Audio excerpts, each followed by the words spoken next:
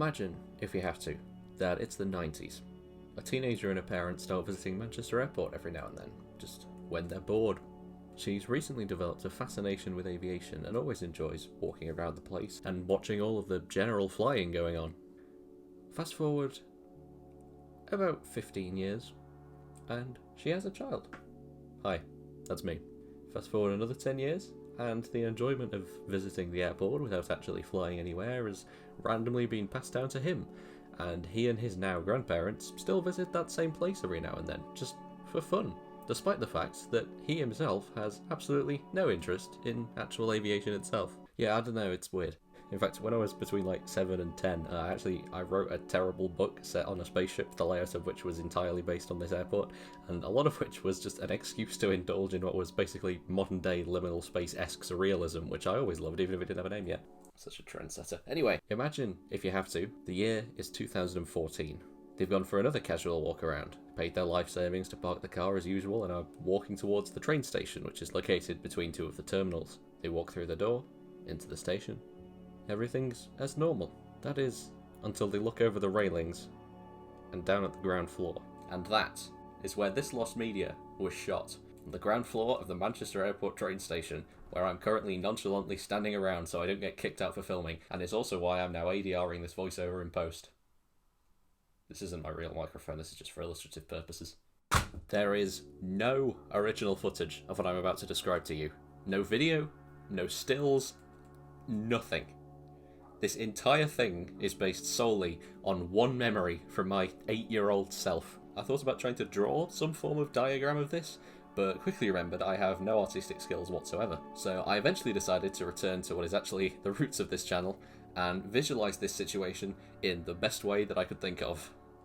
There, on the ground floor, stands what can only be described as a big, predominantly red, borderline cartoonish set of a house with an open front, adorned with a sentient cartoon acorn and text reading, "Something to do with nuts." Not that verbatim, I just don't remember what it exactly said. Crew members are littered around as the actors run through the scene. Action! Good morning! What a beautiful day! I wonder what excitement it has in store for us. What are you talking about? None of this is real. This house is just a set. This isn't even a real bedroom. These aren't even real windows. This isn't even a real kitchen. This is all just a TV show. What? And that was it. They ran through that scene for a few takes, and that was all I saw, before we carried on the usual walk without really much of a second thought. I should point out that all of that dialogue is very much not set in stone and is based entirely on the memory of the general concept of what was going on in the scene and what was being said. The same goes for the set itself. It's possible that, for example, there was no dividing wall, no external door, even no kitchen. The bedroom might have been on the other side. There might have been 2 separate bedrooms on either side. This is just my best guess for what I think the setup was. Also, the stage man character had an earpiece, not a walkie-talkie, but I don't have a hairpiece with a microphone in it, and I can't find one online. Also, the 2 elderly people with suitcases who walked in front weren't walking in front of the camera as civilians. That they were part of it because they did it every time. And we initially thought, oh, those idiots have walked in front of the shot, but then they stopped and went back and did it again on the other take, so they were just part of it.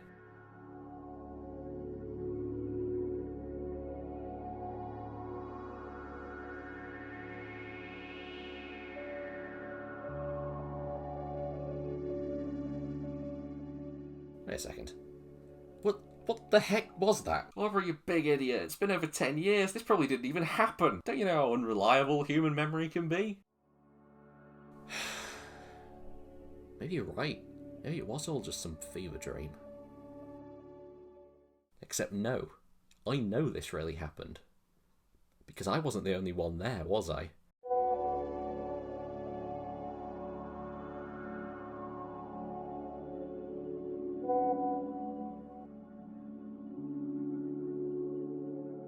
Alright, okay, so we know that this definitely happened, and we know with relative confidence that it was a TV show pilot that was being shot.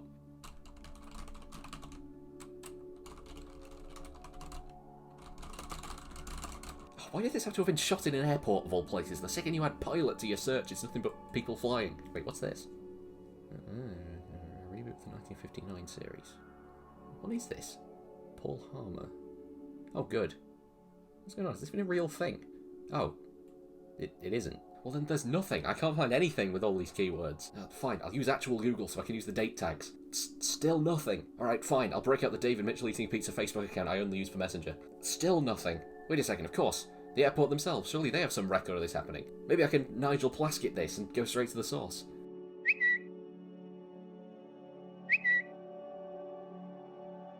What? How's that even possible?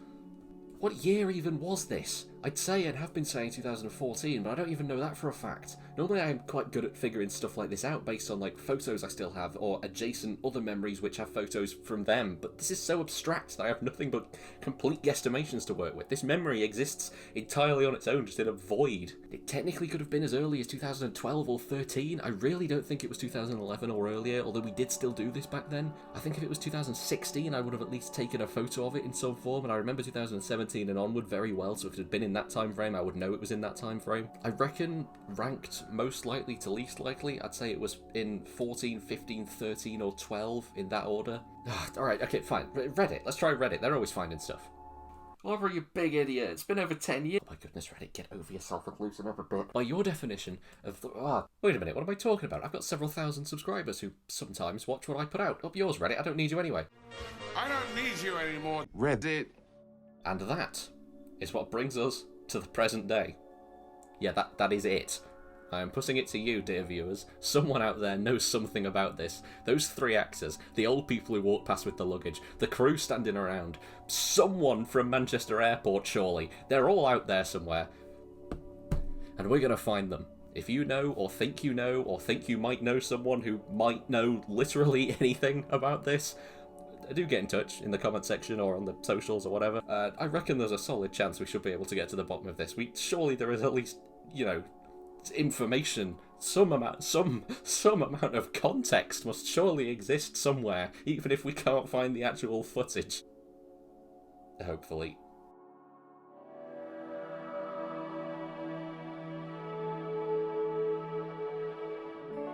A viewer reached out to me recently asking if I could cover this seemingly lost iOS game, and while I don't have any personal connection to it like the other topics I talk about, or any direct way to help find it, I thought I might as well at least include it in this video in case anyone watching does have access to it and could help. Sarah's Cooking Class is a series that began in the form of online flash games before being ported to iOS, apparently by Chimera Entertainment, according to this one Reddit comment, which I haven't fact-checked. Someone has started mowing their lawn outside, despite the fact it is still March. I apologise if you can hear that. Was that a mower?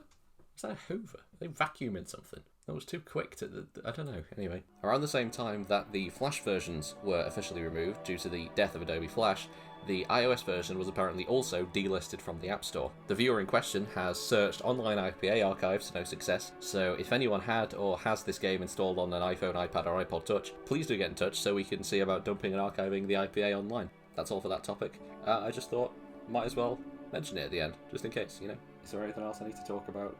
I should probably just also address the elephant in the room of the fact I've been gone for, the best part of a year, and this isn't a SpongeBob video.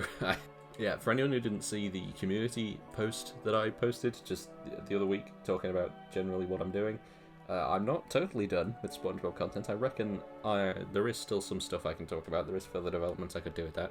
But at this precise moment, I wanted to do this, and one or two other things as well. But don't give up hope.